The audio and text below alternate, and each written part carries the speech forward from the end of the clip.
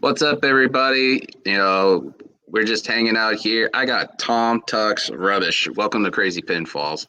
What's up, bud? How you doing? As I say, whenever I get reached out to do any of these opportunities, it's like, why do people want to talk to me? I'm just a guy that has a very small YouTube channel and a very fun show on Body Slam. So I really appreciate you having me, man. Well, the thing is, we're Body Slam brethren too, because I do the NXT post show with Jameson. Mhm. So, last night we got halfway through it, and we're just like, yeah, no, it's not worth talking about last night.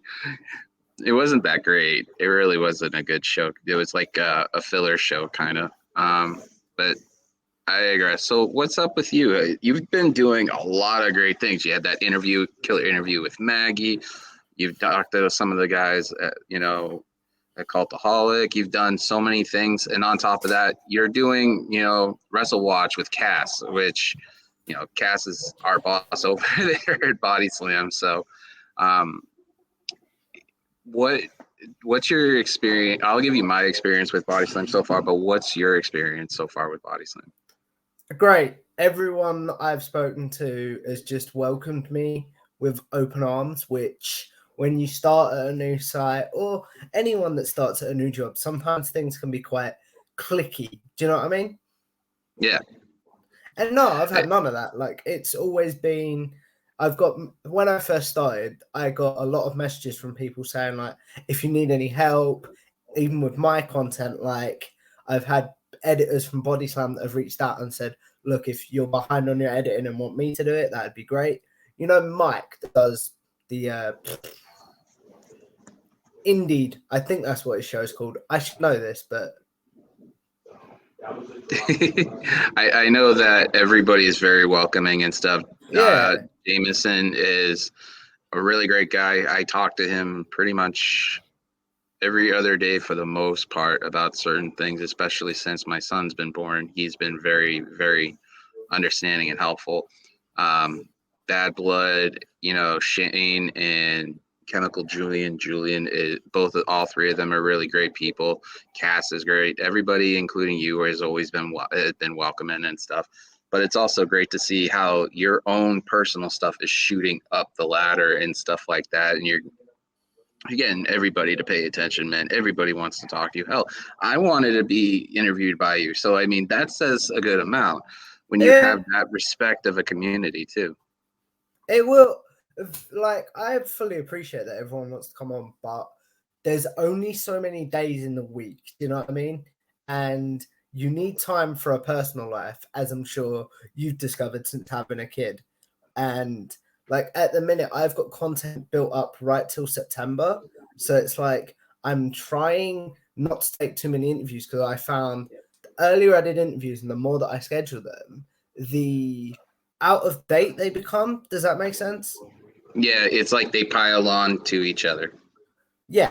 So everyone that wants to come on will eventually come on. Just at this time, I'm only taking interviews that can discuss current stuff, if that makes sense. And like, Yeah. I don't want to say bigger names because that sounds really douchey. But do you know what I'm trying to say? Yeah, no, it makes perfect sense. Like for me, I don't consider myself like a huge thing. That's probably pretty much my personality where I don't want to get in my own head and say, dude, I'm the biggest thing in wrestling community, podcasting and stuff. When I'm really not. I'm just this No. guy from Massachusetts that does love doing this and has fun doing it. Look at the shows with Jameis. We literally go ape shit on that stuff, and we have fun. We have a blast. So Yeah, I'm exactly the same. I'm just a 23-year-old from, don't really want to say where I'm from because of privacy and what have you. Do you know what I mean? Massachusetts is a huge state. I really don't care. But I'm from England. Let's put it that. I'll just say that and leave it there. And it's like the amount of you said yourself. Like I've had a chance to talk to the Cultaholic crew, some of the What Culture crew, the Wrestle Talk crew, a lot of the Body Slam crew. I realized today that I've done 11 interviews with the people from Fightful, and it is a bit like, Hada, can I cuss on this or nah? But I mean, it still shows that how much respect people have for you. I mean, when Wicked Crazy Pinfall start, I had Fightful helping me out. Sean was helping me out. Rob was helping me out. Hell, they pushed this forward for me, saying, "Hey, you have something there for Mhm. you as a person. You can work with this." And that's why I tell people like Rob is technically like the co-creator of Wicked Crazy Pinfalls, him and Sean, because Rob was there for hand in hand and stuff. Hell, Rob Wilkins was the very first guest I ever had on there, and I'll tell you a story about this too. Mhm. He'll tell you is that we had a major train wreck on that first guest show. Oh, really? Internet was going down. We were using OBS any StreamYard, Stream Lab or whatever it is, and literally all the internet problems we had trying to figure it out together was going on. But Mhm. everybody jokes around to this point now that Wicked Crazy Pinfalls, and as funny as it is, and I cover NXT, is the NXT of the community because of how many people have come through as guests and how many people have done really, really well for themselves. Um, you've talked to Maggie. I was Maggie's first full-on podcast Yeah. on video, before everything else. Rob was my first guest before he did anything for anything else. Drew Nicholas. There's a lot of people. Pluggo from Love Wrestling has been on too. So it's like I'm very, very fortunate to be looked at that, but it's different for me to get other people on because like you, I feel you're already well established with all these people you've talked to, and I'm just Yeah. like that little peanut out in Massachusetts, just like out there just trying to like, have you on and being respectful and appreciative because dude, like you don't have to be one of these people that don't want to do it. You just said yes and great. There's a lot of people that say yes and they don't show up. You know how it is. Yeah. I will say that. Like, I told this story when I had Rob on, because I will actually put Rob Wilkins over in a bit because he's basically become like my talent agent almost. Do you know Yeah, what I mean when I say that? Rob is literally one of the best people you could have there. Because, like you say, he set up my interview with Maggie. And basically he set up a group DM for us and was like, "You should do this. This is great." He's done that with Robert. I always pronounce his name wrong, but Robert DeFelice from Fightful. DeFelice, yeah. DeFelice from Fightful. He's done that. He's done that with. He's in the process of doing that for me for someone else who I don't want to spoil in case it doesn't happen. Do you know what I mean? Yeah.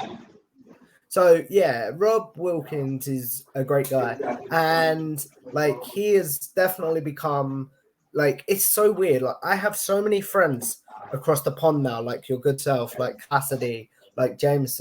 James, I always pronounce his name wrong, but Jameis. Yeah. James, and it's like one day I will go to America because I want to meet you all in person. Do you know what I mean?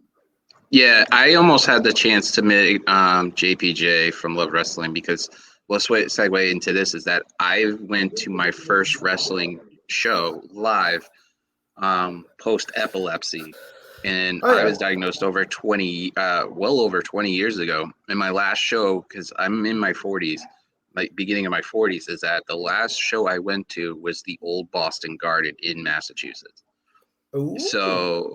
So like it was right before they tore it down and went to the Fleet Center, which is now the TD Bank Garden, and that was 4 years before or before me be diagnosed in '98 with catatonic colonic epilepsy. Yeah, I So know exactly what that is because I have that, but it's under control with medication, if that makes sense. medication, yeah, I'm taking lamotrigine and stuff, but the thing is that I didn't want to take a shot at, and going to the ROH show was a huge deal for me, not only for me but for the Wicked Crazy Pinfall crew because Yeah. they supported it, my girlfriend and all that stuff.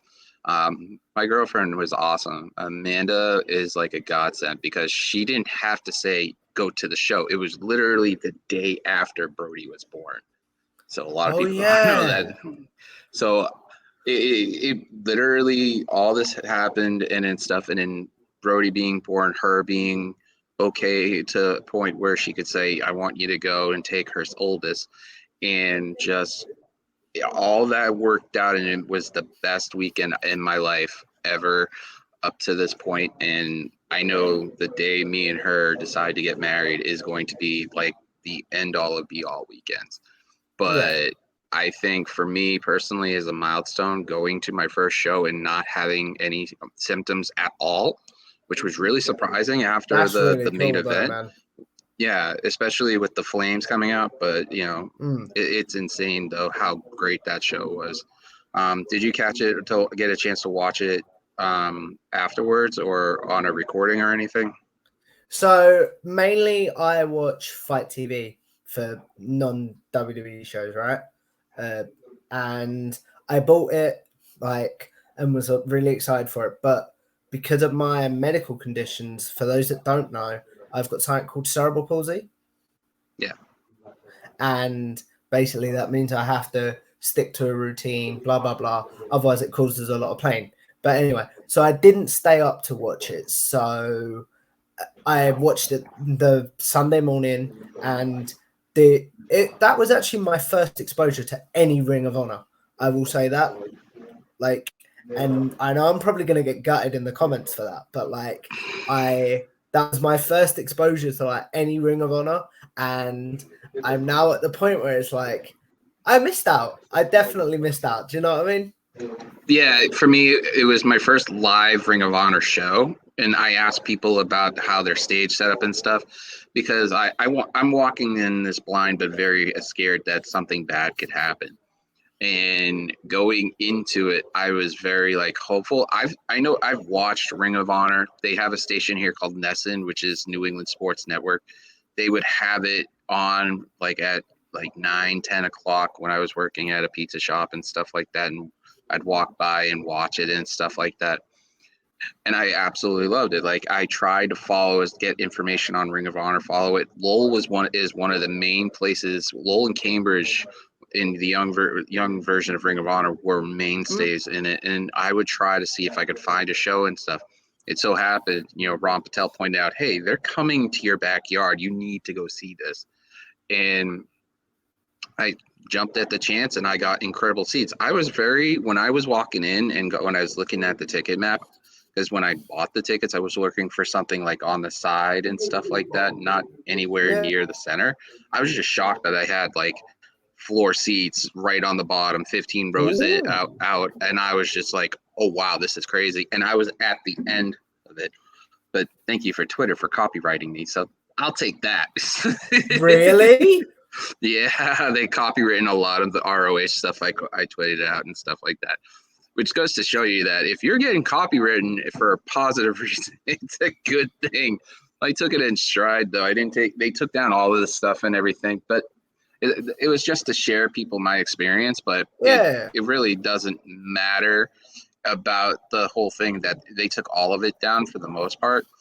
But for me, it's I still have the photos, I still have all this stuff and the memories and yeah. everything, and it was an amazing experience. For me, the undercard was great. It was a really good undercard for ROH. It was being there is different than watching it on Fight or just watching it Have in you gone general. back to watch anything live? I haven't, no, and I'd rather keep it that way because I have videos of it on my phone, me standing up there and holding it live.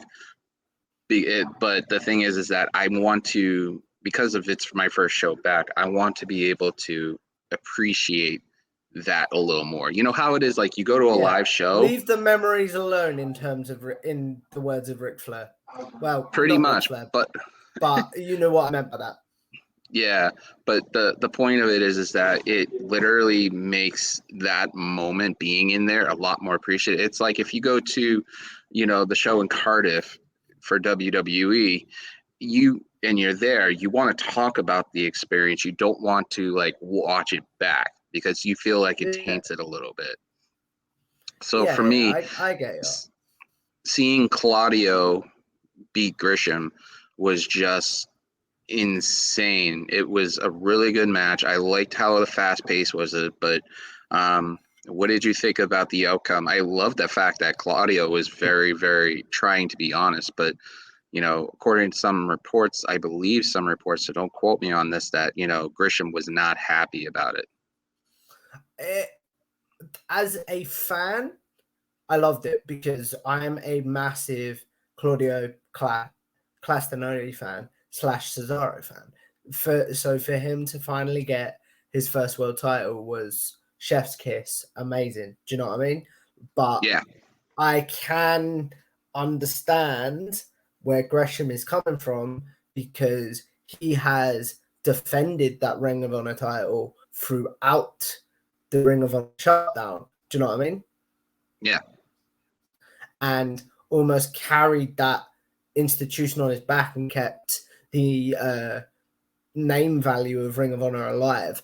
And to just have that taken away as Ring of Honor opens up again, I can understand why he'd be upset. But then again, and this is the third point that I will make, and I'll let you talk. I do apologize. I do ramble a bit in certain yeah, it's places. fine. I can understand from a business sense why they would put the belt on Claudio because everyone would know, wait, isn't that Cesaro from WWE? That brings more exposure to Ring of Honor. Do you know what I mean? Yeah. So yeah, It makes perfect sense. But also, Bad Blood even went back and looked at the tape and stuff and said what he said, because Claudio was saying thank you to him and holding down the title for this company and doing what he did. And Grisham, according to what Bad Blood said when he looked at it and said in the post show, he said, fuck the company. I was just like, wow. And you could tell him coming out not in his ring gear and stuff like that, something was up. His body language seems like he was, dejected from everything too. But live, you couldn't see that. Well, for me, because I was like, the ramp was right here, and this is the view of me all the way back there. You could see the ropes and stuff. But from what I could see when they were in the ring, seemed like he was dejected from it. I mean, watching it, did you see like it came across like that?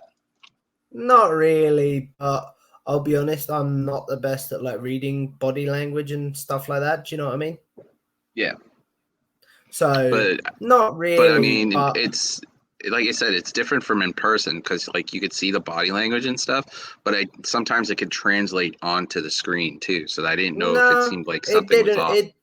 It didn't really. But maybe as I say, I've only watched the show back once, so maybe that could be something that I'll pick up if I watch the match back again. Does that make sense?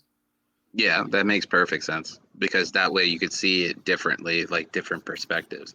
Like I know some people watch certain shows and they'll watch it just as a fan first, and then doing this stuff, they'll watch it again just to analyze it.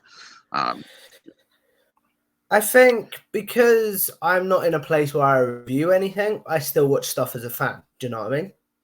yeah, I mean, for me, it was special. I mean, FTR bring against the Briscoes, like literally ripping the house apart. Um, I was joking with some people saying that I wouldn't be surprised. There's a river that goes through Roll called the Merrimack River. I wouldn't be surprised they spoil out of the arena and go after everybody and stuff like that. It was one insane thing after the other. Yeah. I tweeted out that there's a table set up and there's going to be used a table. I mean, they used the bell. The atmosphere was electric. The whole building, the entire show, for me being there was completely nonstop. You could feel it. If you looked around, and I don't know what it looked like on screen, but there was a lot of good amount of empty seats in there too. So, but it was awesome to feel that.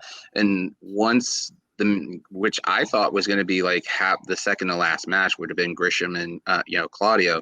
It wasn't. It was the first one, and the Briscoes were the last Which, one. in my opinion, I think they made the right call because you No, spaced out the two biggest matches.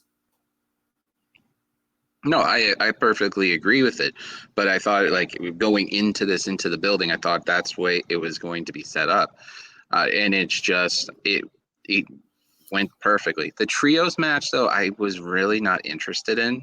Like, Nah, I me neither. watched it and stuff, but it just didn't seem like it fit. You know, the brothers match that, you know, Rush and, you know, Dragon literally ripped the place up. That was, to I me, that thought was that the was, match of the night. in my personal opinion, I tweeted this out and Kylie agreed with me.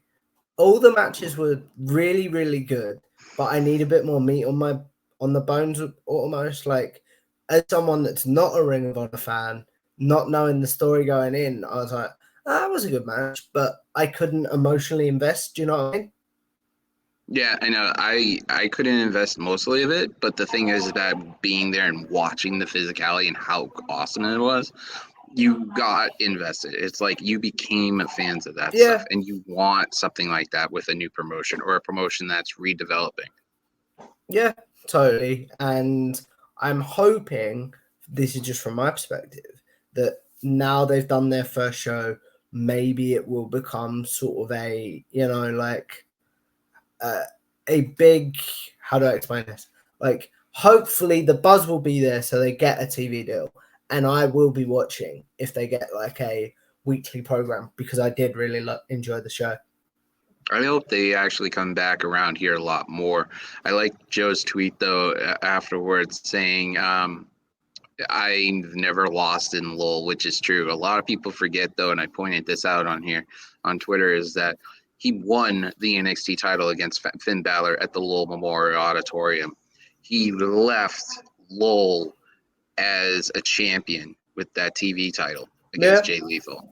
So he's literally, this is like his favorite place. He's never lost in the city or I anything like that. I think if memory serves me correctly, they mentioned that on commentary, but I can't remember that specifically. Obviously, you wouldn't know because you watched the show live. Yeah, you couldn't even hear any of that stuff, but it, it's fun. And then, you know, Garcia and Yuta was just a That clinic. It was, was yeah. so good. Like, they went literally tit for tat for it, and Yuta won the match. But like just today, because AEW is in Worcester today, is we're recording this, and this will be on, you know, the 28th being published. It literally, we're closing on Wednesday. We're recording this on the Wednesday before. Yuta put out there in a tweet that, you know, I missed Worcester. I'm like, these guys love Massachusetts. It's a hotbed. As much as people give this area gripe, this Mm. week has been like literally a wrestler's dream around here, because you had SmackDown in Boston, you had ROH in Lowell on Saturday, and then now tonight you have AEW on Wednesday in Massachusetts. So And it's then like, I what's assume you'll have next? Rampage because I don't think Rampage is live this week. I would assume no, but don't quote me on that. No, but I mean, like, think about it. You know, how many cities have like four major events from three different companies? Because I'm considering ROH by themselves, not Yeah. AEW connected. It's just how crazy it is that you have three different promotions running three different special shows on there. You have, you know, Fight for the Fallen in Worcester tonight, and then you have, you know, you just had, you know, Death by Dishonor, and then you had SmackDown before they go into Mm. Nashville coming up on this weekend. So it's just, Yeah. it's insane how great it was. I can't wait. And honestly, outside of Massachusetts stuff and everything, I can't wait for the Cardiff show, just to hear that crowd in Cardiff literally go off, because this is the Yeah. first major pay-per-view in the UK that's WWE, I think, since SummerSlam, right? I think since 92 sometime, but I could be wrong on that. Obviously, they've had like their insurrections and uh, interactions and stuff like that. But yeah, I agree with you on that. Yeah, I I looked at going just to peel the curtain back, but looking because of where I live in the UK, you have to take a 2 hour flight to go to Cardiff, and the flights, the tickets, and the hotel would have cost me nearly $2,000 for Jeez. yeah, and I'm not at a point where I can justify that. Do you know what I mean? Yeah, I know what you mean. It's just like me justifying the ROH tickets. The ROH tickets, to be honest with you, Tom, they cost me like $90 for 2 tickets. That's not bad. Where you Well, look at WWE tickets compared to everything else. well, I can't comment because yesterday I blew nearly 70 quid on 2 tickets to go meet William Regal at an Inside the Rope show. So I can't comment really. If I had the chance to meet William Regal, I would do it too. Hell, this show, the ROH show, was literally a check mark of everything that I wanted. I wanted to watch the Briscoes, FTR, Joe, Lethal, Claudio. There were literally 6 major people that I respected in this industry that I've been dying to see, and literally I got to see all 6 of them in one night. Now, there's a major joke that I have that, I've seen 95% of the people that I respected and see. There's maybe 3 or 4 that I haven't. Like, I would have loved to see Brian Danielson at the show. That would have been This is a the sick thing thing. that I was thinking. You brought up Brian Danielson there, but like, I wonder how much bigger the Death Before Dishonor might have been if, very similar to Forbidden Door, if all the injuries weren't a thing right now. Yeah. Well, speaking of Forbidden Door, last night on NXT, we had Stardom's commissioner show up on NXT. Ooh. Alundra Blaze showed up on NXT last night, and they're going to have her hold the NXT Women's Tag Team titles for next week to present them to the new tag champions. So you got JCJ and Gigi Dolan. You've got Kaden Carter, and I can't call her new name, but Kaden Catanzaro is going to be on there. You have 2 other teams. It's going to be awesome to watch this, especially if Alundra Blaze is in there. It's going to be well worth it. I am not a big watcher of NXT since it turns 2.0, to be honest, since it went to USA Network. But that does sound really cool. I'm not gonna lie. I mean, for me though, it's just and the only great thing about this past show is that they had Roxanne Perez in this, and they had a connection between what Cara Jade did the week before and Alundra Blaze, and there's Alundra Blaze pulling the NXT Women's Tag Team title out of the trash. So it was like you're acknowledging the past, you're acknowledging what just happened now, and you're trying to better off what she did in the past. It's like you're connecting all these long dots and stuff like that. But that brings me to a segue on the Triple H stuff. I'm not gonna lie, because you I were have some reading my thoughts. mind, man. You were reading my mind. I was about some to say thoughts about obviously the retirement thing, which we will get to in a sec, right? Yeah. But that's one thing I'm now hoping with Triple H taking over full-time creative. Spoiler alert, if you guys didn't know that and you figured this out on... Wait, should we do this in chronological order? I apologize, man. Oh, this show has always been like, and I've told you in the chat too, is that this show was mainly just 2 friends or multiple friends shooting the shit. So this is just like if you and me were at a pub or something like that, and we are talking wrestling and having a drink. It's the same way as doing it. Fair enough. So, spoiler alert, Vince retired, right? Or as it was phrased on Fightful, jumped before he was pushed, was the way that I have taken it. Would you agree with that? Yeah, pretty much. I've been asking questions, and I haven't gotten the answer I'm looking for, and I'll ask that question for you about the whole Vince thing. If you haven't been sleeping under a rock, the Wall Street Journal has reported that Vince had paid off multiple women to hush his extracurricular activities, if you want to call it. But the question I've been asking is because a lot of people know my mom's been gone for a long time. She used to work for the United States Treasury. So for me, knowing some stuff, the way she would talk about this, the question I have is that, and I'll ask you this because I have you here.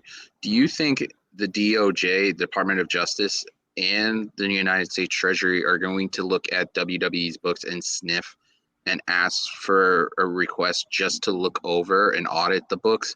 Because Vince and everybody has sold some of their stocks and stuff. Yeah. But there's two different sites. There's a stock A and stock B, and a lot of the stocks that Vince has sold was the stock B. It's not the major consensus that I was taking on that. But do you think that the government's going to, let's just say, which is the ironic of how he retired on the anniversary of him beating the steroid charges? I saw this. I didn't And know this at the time, but I was yeah, like, wow, that's um, long-term booking, pal. yeah, pretty much. So, do you think that the DOJ and the United States Treasury are going to ask for WWE's books and Vince's personal accounts just to see if everything's on the up and up? Because hush money can turn around and be used in a different way. You could just slide it in there and cook the books, so to speak, in order to cover that up.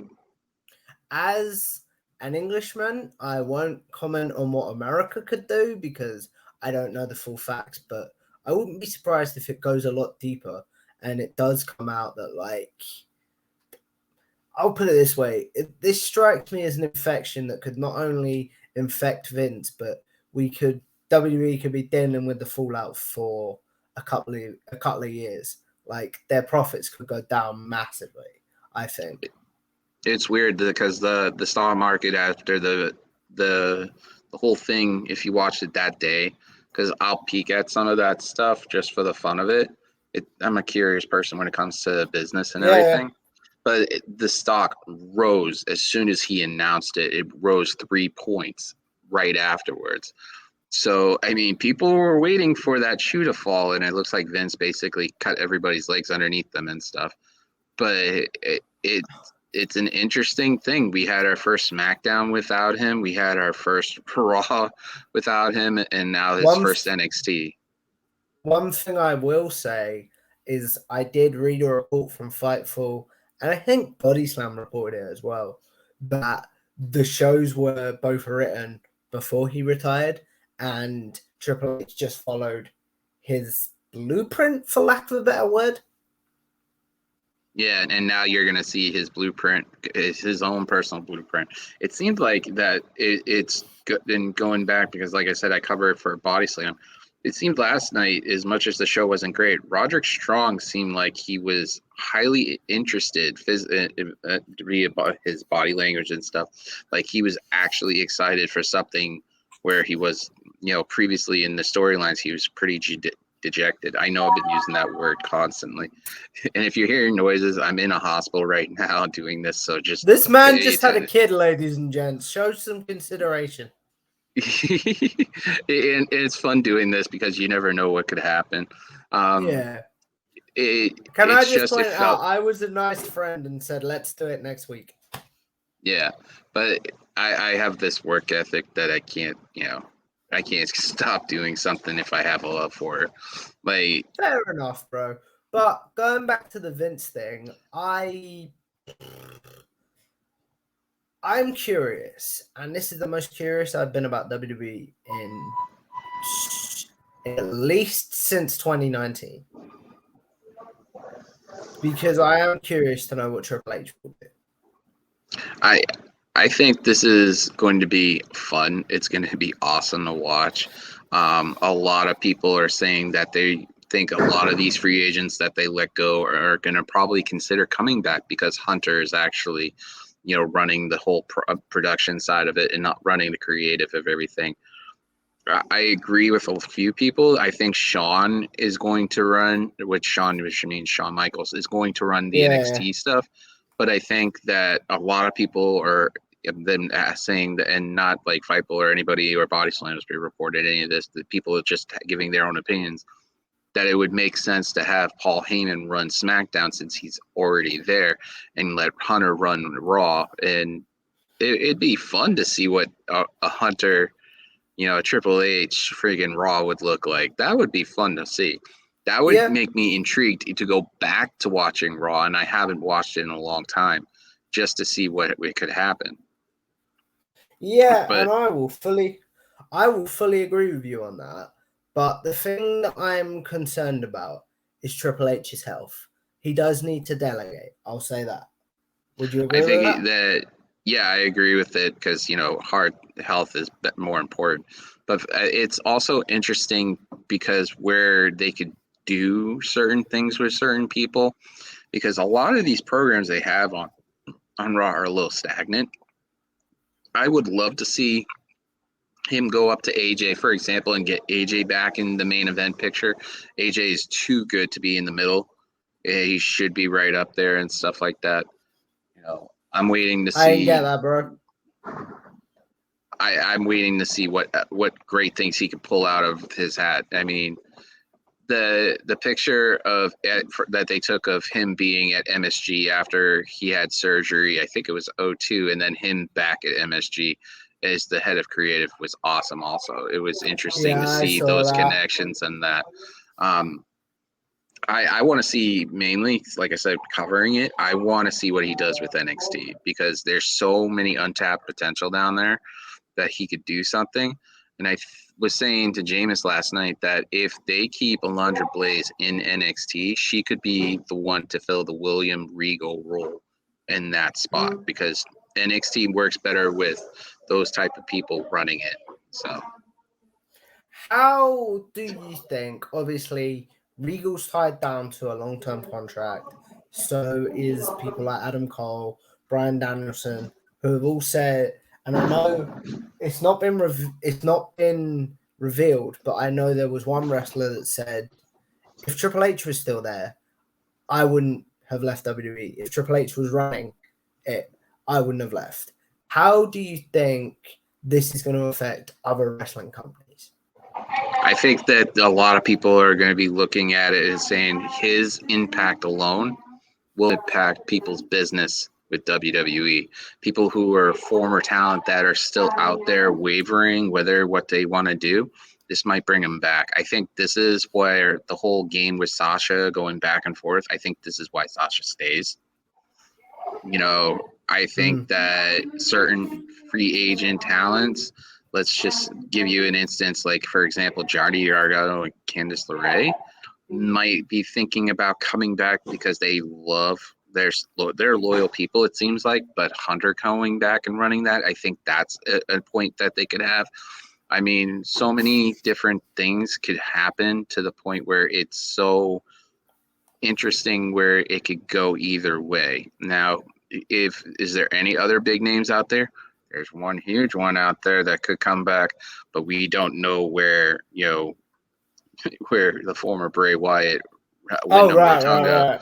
is wondering where he's going to wave. I wouldn't be shocked that he's probably reaching out to certain people that Vince rubbed the wrong way, and actually they respect him over Vince. And now with him in power and Stephanie up on the top of the office, I would love to see them do something where they bring him back and then go from there. I But would love only time will tell. one thing I am concerned about as someone that enjoys the wider world of wrestling. I'm just worried that it will turn into everyone going back to WWE and that will hurt the overall wrestling economy. Do you know what I mean? Yeah, I think that way it is now is great, but I also see like a good example. I think John Grisham could flourish in NXT if he is getting released or get his contracts being written up, just because of the fact that they need somebody who's dominant with Breaker. Um, I did state this in a question to somebody, and I wanted to see what you think. Is that with Roman, being the quote unquote undisputed champion, if they do consider all three brands now with Hunter equal, so to speak, if we're playing devil's advocate, doesn't Braun Breaker have a legitimate gripe that, Roman is the quote unquote undisputed champion when Roman doesn't have the NXT champion? And that's the one No, major don't title. say that. Don't say I, that because you I know they'll put the belt on him. Yeah, I know that, but I'm saying that is the one title in his career he doesn't have, and he hasn't had one Money in the Bank. Those are two things in his career. Even though his legacy is solidified, I think for me, those two things, once he gets those two things compared to a lot of people, that would change everything. Just like, Seth, the only thing Seth is missing is winning the Royal Rumble. No, He's he's had not. pretty much, he never won the Royal Rumble. 2019, he did. Really? Oh, I forgot. Yep. You can tell how great my memory is. Dude, you got dad brain. It's all good. Yeah, but you could see like where a lot of people haven't won it. I mean, The Miz hasn't won Money in the Bank, but they consider him a Grand Slam champion. I mean, there's certain things that if you really look at the scheme of things, if you're trying to be serious about this stuff, but Yeah. I know you have a time crunch because you have something you have to take care of and stuff. So we got about another 30, if that's okay. Oh, another 30? I thought we had a little bit shorter than that. No, we got about another 30, bro. Okay, so we'll go up to the top of the hour, and we'll go up to like an hour long, so that works out. Hey, but I mean, going back to what I was saying is that it makes more sense to me that if you're going to say somebody's an undisputed champion, there's technically a dispute in that too. So yeah, but I'm still a bit iffy because I like NXT. I'm in two minds. I'd like NXT to stay almost as its own island, not island per se, but I like it to their own property and stuff. Yeah, their own property, but then come back, have more synergy when it comes to call-ups. That's my only thing. I just don't want to see Roman with all the belts, man. Well, I mean, if that picture of the bloodlines that people want is going to happen, you still need the North American Championship, the NXT Championship, both women's championships with Naomi, the tag titles, all that stuff, and it's kind of hard to do. I mean, if you have Naomi and Tamina, then they'll do it. It's WWE. But I mean, with Hunter though, the idea is that Bayley's coming back. You have Becky and Charlotte. You could probably put that as a Mania on the Mania card because 39 is supposed to be one of the biggest Mania cards because it's Hollywood. So, I mean, I won't be shocked about that. Yeah. And at the end of the day, I am really curious to know what a Vince Mania, no, that's wrong. A Triple H Mania is going to look like. I'm excited for it, especially a Royal Rumble too. You might see somebody that's never won a Royal Rumble actually win a Royal Rumble. Here's my question though. If Triple H's health scare hadn't happened and he was still competing, how do you think that would maybe change his booking philosophy? I think for me, it would just stay the same because look at him being a part-time talent while running NXT. If the black and gold was any resemblance of that, that'd be great. I thought that we would have a one-off match with Triple H with somebody else. But I also think with him running it, I won't be shocked that somebody like AJ goes back down one more time and, does a short run, kind of like what, certain people have done in the past with NXT in this 2.0 era. I would love to see a match that this person wants to do, and I wouldn't be shocked that Alexa Bliss goes back down to NXT and has a small run where she even said it in a press junket for the 2K game that she wants to face Mandy for the NXT Women's Championship. Yeah. And that would be amazing to see because you're connecting the dots on Alexa's past and her current situation. I mean, with Bianca, and you still have a logjam of talent up there for the SmackDown with Liv and everything else, with Ronda and everything. Alexa just seems like she's there as the fourth or fifth option for an opponent.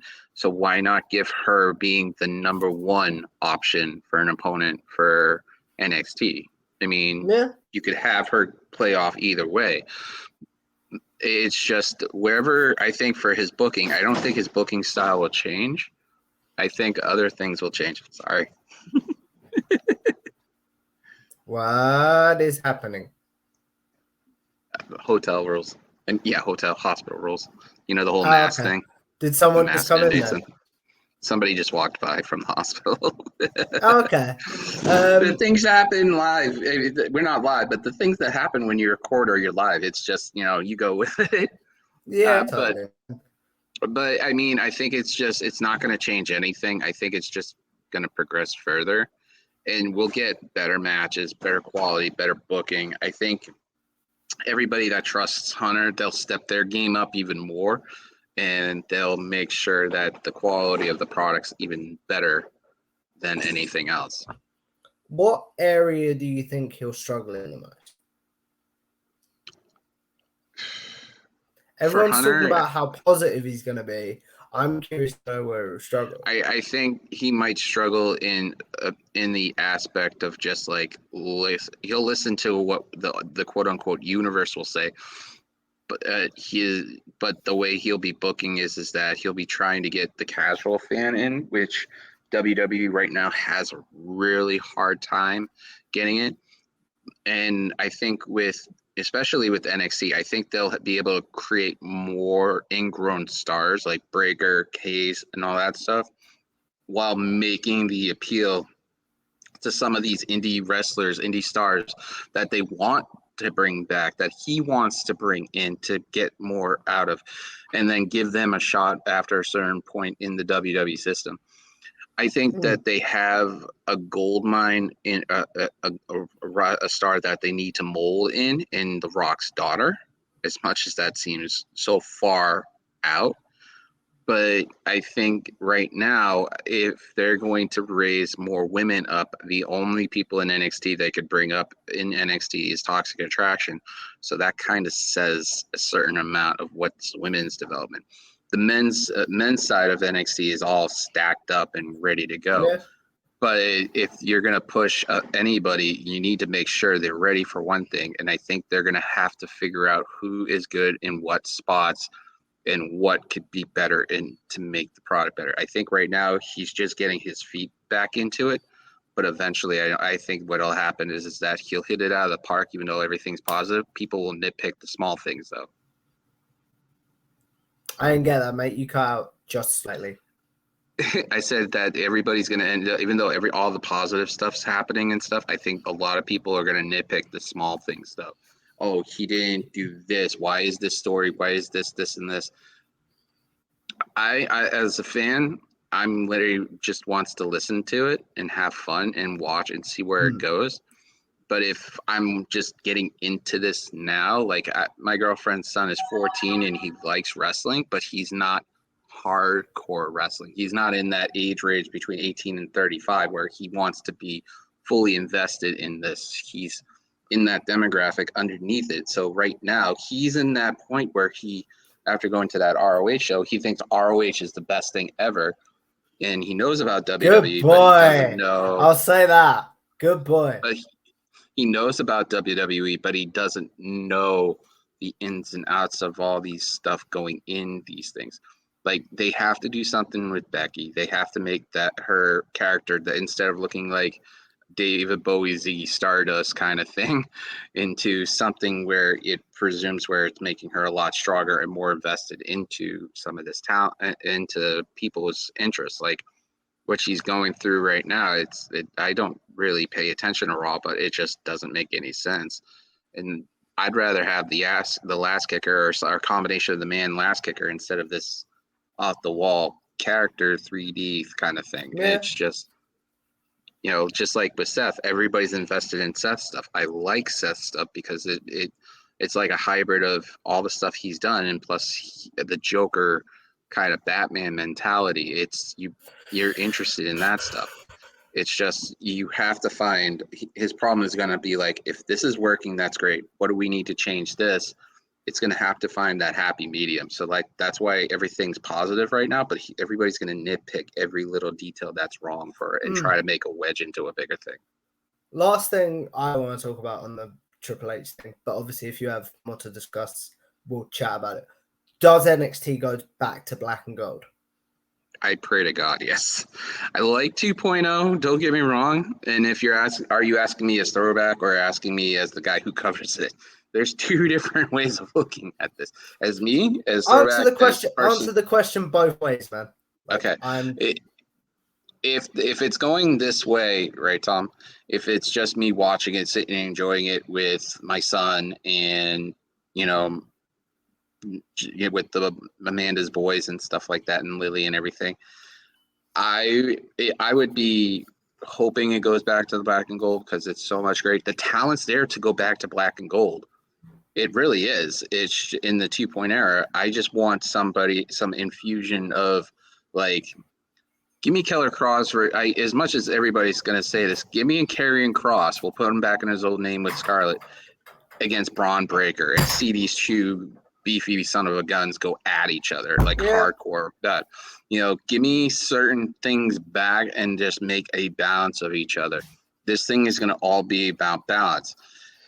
Me as somebody who covers a body slam, I love the 2.0 part aspect of. I love the idea of them going basically at this point. We're almost a year and a half into, I think almost 2 years into 2.0. I think so. Jeez Louise. Yeah, I think we're right in that aspect, and it took NXT at least 2 years to get that bump up.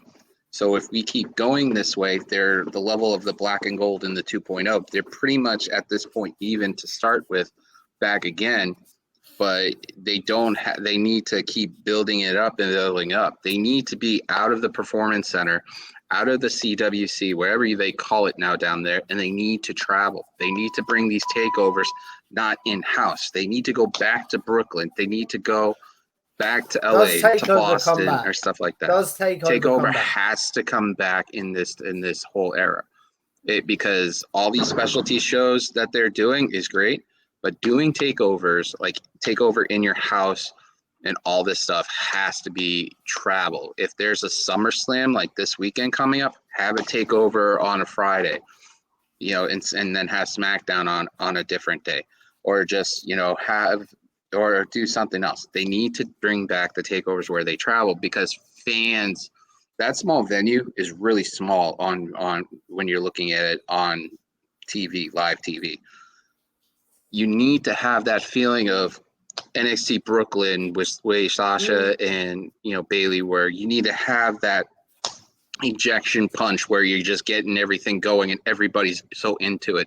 Look at the ROH show, for example. Yeah, it looked like there's a lot of people on screen, and even though if you're live, there wasn't many people, there was a lot of seats, but you felt that punch. You felt the interjection. You felt the energy. You felt like it was one of the shows you had to watch. And it probably, for me, pound for pound for tag team wrestling, had the best match of the year. Yeah, I agree. 100%. And you want that feeling at a takeover. First, I prefer their first match, but I do love their second match. But that was completely off topic. I do apologize.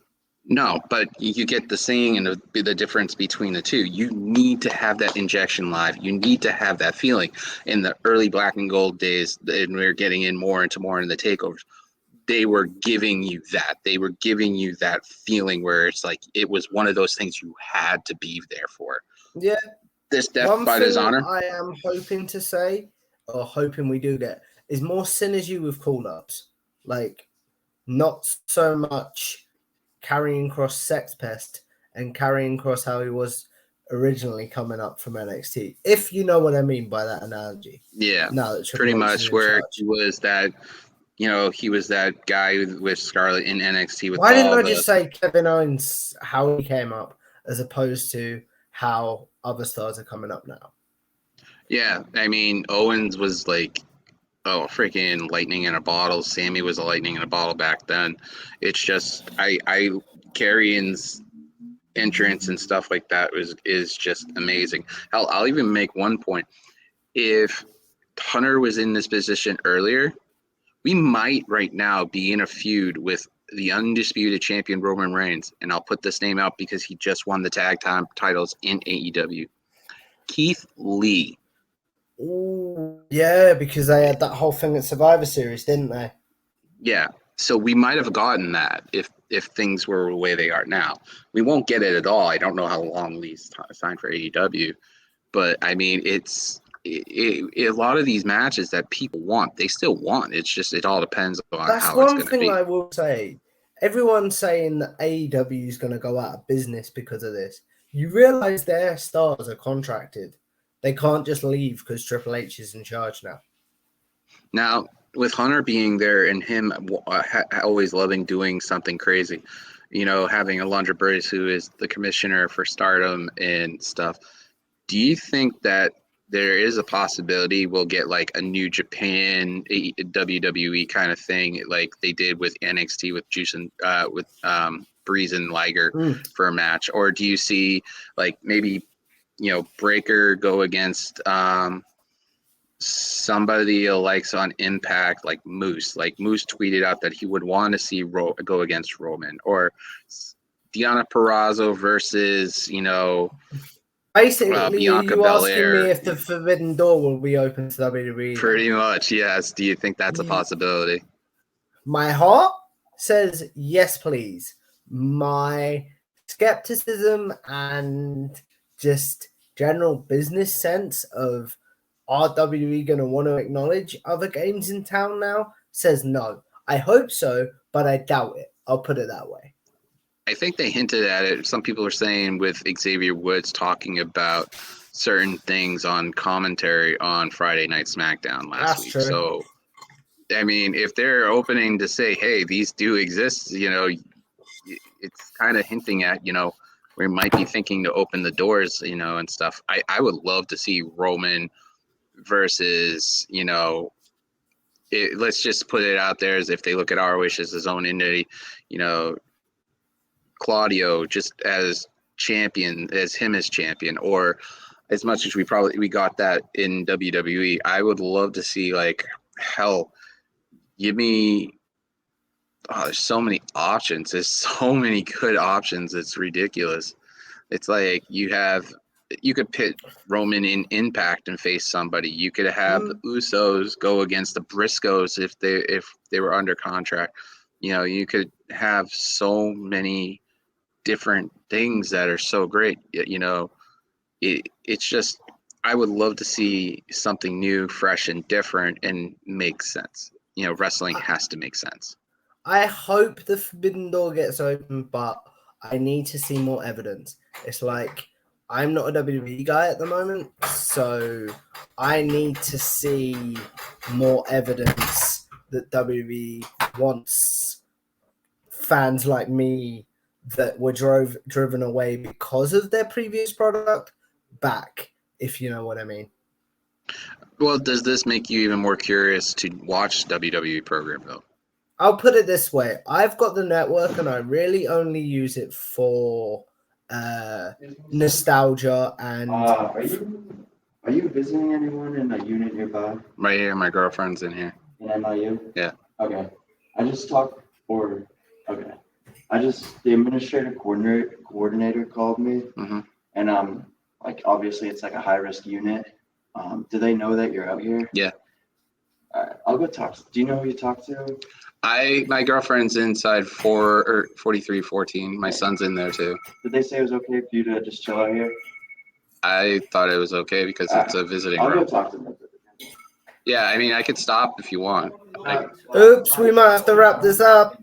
Yeah, I know, right? Anyways, might as well wrap it up just in case. So tell them where they can find you.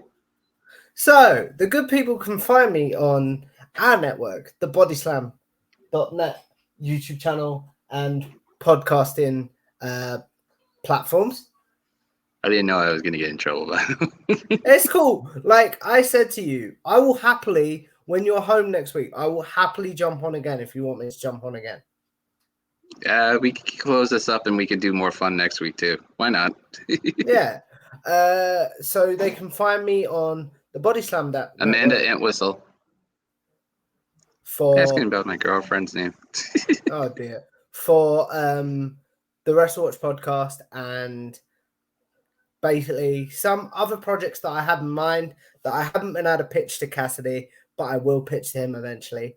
You can find me on Tom Talks Rubbish on YouTube, where I basically have interviewed a lot of the greats in wrestling media, and now I'm slowly starting to branch out to include wrestling people involved in the actual industry, if that makes any sense.